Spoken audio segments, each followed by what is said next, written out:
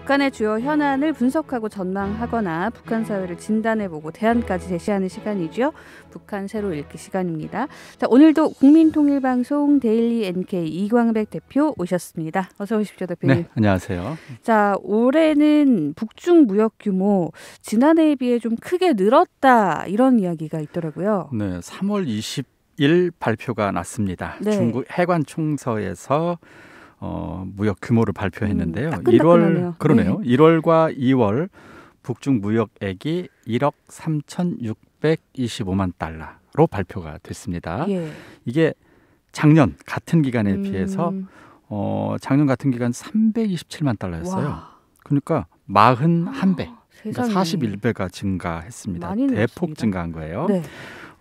이 무역 규모 가운데 수입액은 1억 1,630만 달러, 수출액은 1,996만 달러. 네. 그러니까 이걸 보시면 뭐 아시겠지만 대체로 수입이죠. 네, 그러네요. 그 코로나19 확산 때문에 2020년도부터 지금 무역 네. 열차가 중단이 됐다가 지난 1월 16일에 재개가 됐어요. 근데 이제 재개가 되자마자 빠른 속도로 수입액은 무려 3,500배 이상, 그다음에 네. 수출액은 5배 정도가 증가를 한 겁니다. 자, 보시면 수입액이 정말 엄청나게 늘었고 수출액은 증가폭이 훨씬 적었거든요. 그렇죠. 이유는 뭘까요? 일단 유엔 대북 제재 때문에 북한의 핵심 수출 품목인 무연탄이라든가 수산물 등은 수출이 네. 여전히 제한이 있습니다. 그래서 그렇군요. 수출이 큰 폭으로 네. 늘기는 좀 어려운 상황인 것 같고요. 대신 지금 코로나 때문에 무역을 너무 못해가지고 생필품이 크게 부족해 보입니다. 네. 그리고 두 번째, 지금 봄철 영농기가 됐잖아요. 그래서 그렇죠. 비료와 같은 영농 그 물품들이 필요하고요. 또 하나는 광명성절 80주년, 그다음에 태양절 110주년, 올해 굵직한 행사가 지금 연달아 있어요. 이때 김정은 총비서가 인민들에게 선물을 몇십 년 만에 한 번쯤 네. 통 크게 지금 줘야 되는 이런 상황 같아요. 이런 것들 때문에 수입액이 지금 대폭 늘었다고 봐야 될 것 같습니다. 자, 북중 무역 규모가 조금씩 회복이 되는 듯한 모습을 어쨌든 저희가 좀 엿볼 수가 있는데요.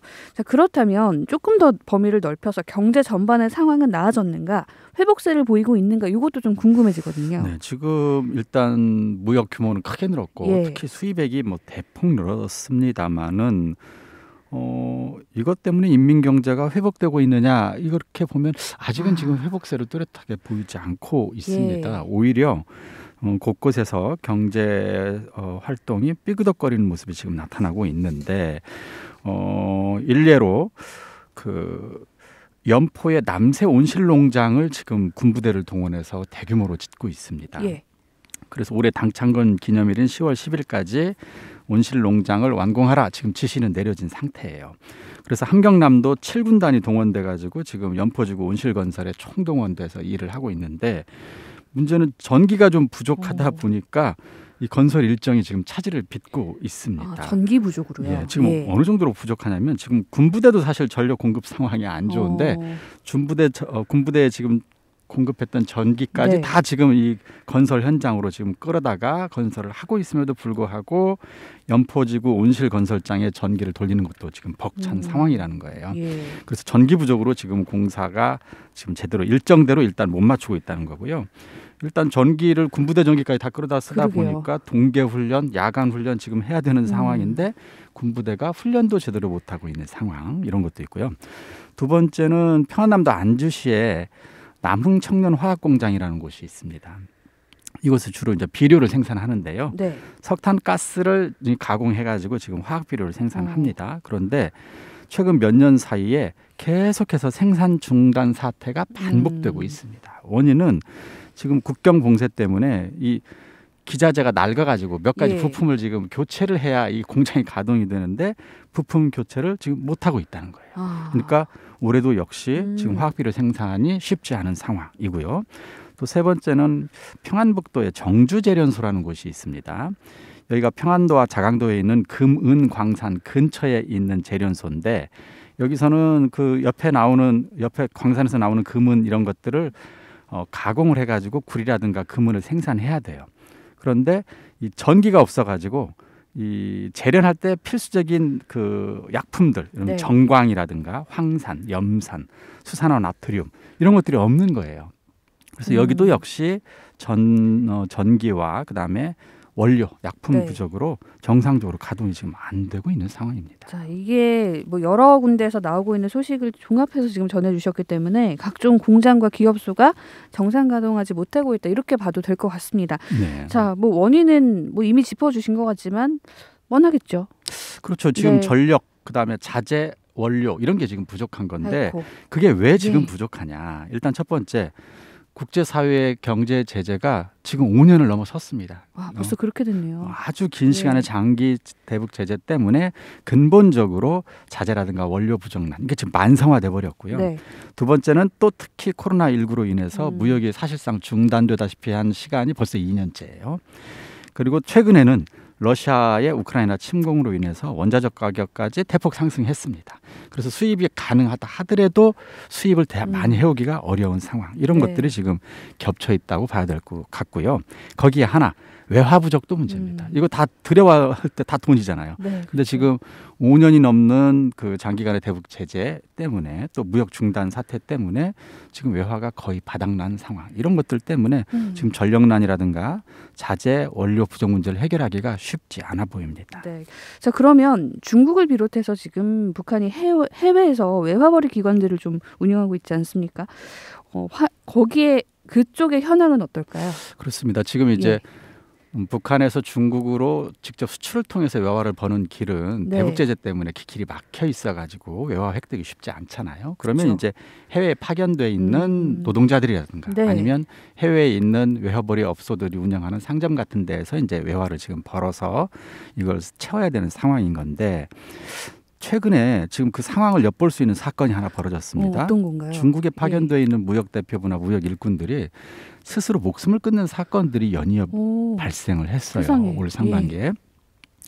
이게 왜 그런가 봤더니 신종 코로나 바이러스 감염증 사태가 길어지면서 외화벌이 사업이 지금 부진하기 때문으로 지금 분석이 되고 있습니다. 중국 정부도 사실 지금 코로나 확산을 최근에 막기 위해서 엄격하게 방역 정책을 펴고 있어요. 예. 이러다 보니까 중국 경제가 전반적으로 위축되어 있는 상황입니다. 그러니까 중국 내 사업 환경이 지금 악화된 셈이죠. 그래서 중국에서 기업을 운영하는 무역기관도 심각한 경영난을 겪고 있는데 네.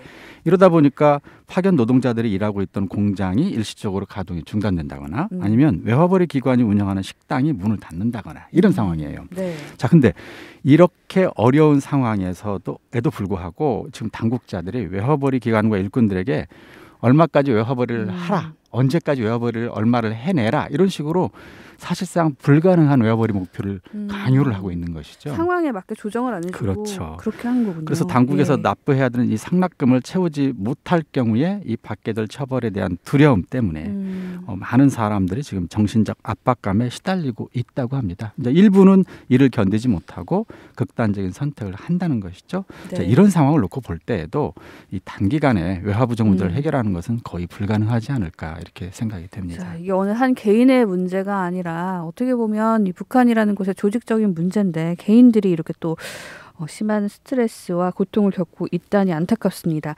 자, 지금 말씀해 주신 거 종합을 해보면요. 물론 수입은 많이 늘긴 했지만 북한의 국가 경제가 회복하지 못하고 있다. 이렇게 좀 볼 수 있을 텐데 자, 그러면요.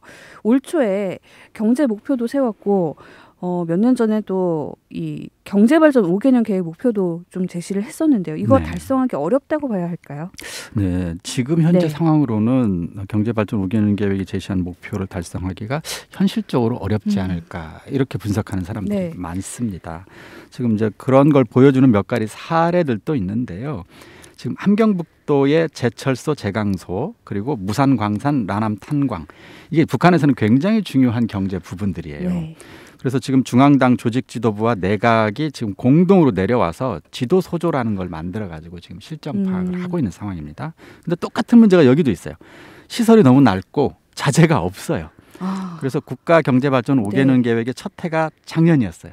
근데 작년 계획은 이미 미달했습니다. 세상에. 네. 그리고 올해도 지금 현재 현재까지 목표한 이 제시한 목표치를 현재 아직 제대로 달성을 단 한 번도 해본 적이 없는 상황입니다. 네. 두 번째, 이 남포하고 황해북도, 진도, 와우도, 송림 여기에 수출 가공 지역을 설치를 하기로 지금 계획을 짜놨어요.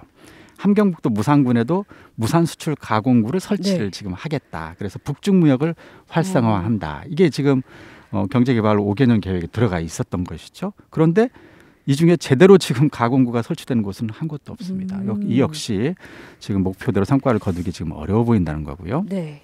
그리고 세 번째는 북한의 이제 탄광이라든가 농촌이라든가 특히 농촌 같은 경우 굉장히 중요한 부분인데 인력 부족이 대단히 심각하다는 겁니다. 그래서 정부에서도 인력이 없는 농촌이라든가 탄광 지역에 젊은이들을 동원하기 위해서 젊은이들 스스로 탄원서를 빨리 제출해가지고 그 어려운 경제 부문으로 우리 젊은이들이 좀 나가서 경제 문제를 해결하라 이렇게 이제 정부가 방침을 내렸어요. 여기에 굉장히 공을 들이고 있죠. 그렇죠. 그래서 도내 뭐 함경남도 같은 경우도 도내 기관 기업소들과 조직들에서 탄원 대상자들을 이제 막 그 주민들을 뽑았어요. 그런데 문제는 주민들이 그 지역에 안 가고 있다는 거예요. 탄원을 냈는데 안 가요. 아이고. 이게 무슨 현상이냐? 원래 이제 험지에 탄원한다 이런 건 이제 북한에서는 보통 오래전부터 해왔던 굉장히 중요한 그 노력동원 방식이고 또 그러나 자발적으로 해야 되는 게 원칙입니다. 그렇죠. 원래는. 그런데 지금 험지에 자발적으로 가겠다는 사람이 거의 없는 상황이다 보니 현재는 어떤 상황이냐? 당국에서 조직적으로 지원 대상을 선발하고 있습니다. 그럼 강제를 하게 되는 그렇죠. 거죠? 사실상 강제라고 봐야 되겠죠. 그래서 함경남도 같은 경우 탄광과 농촌을 끼고 있는 고원지구라는 곳이 있습니다. 이 지구의 탄원 대상자를 지금 200명을 뽑아놨어요. 어렵게 뽑아놨어. 명단 작성해놨습니다. 그래서 곳곳에 이제 배치 실로 이제 출근해야 돼요. 탄원자들이 이제 곳곳에 가야 돼요. 뭐 10명씩, 5명씩, 20명씩 가야 되는데 이 200명 탄원 대상자 가운데 배치장으로 지금 도착한 사람은 50명입니다. 50명. 그러니까 150명은 안 간 거예요.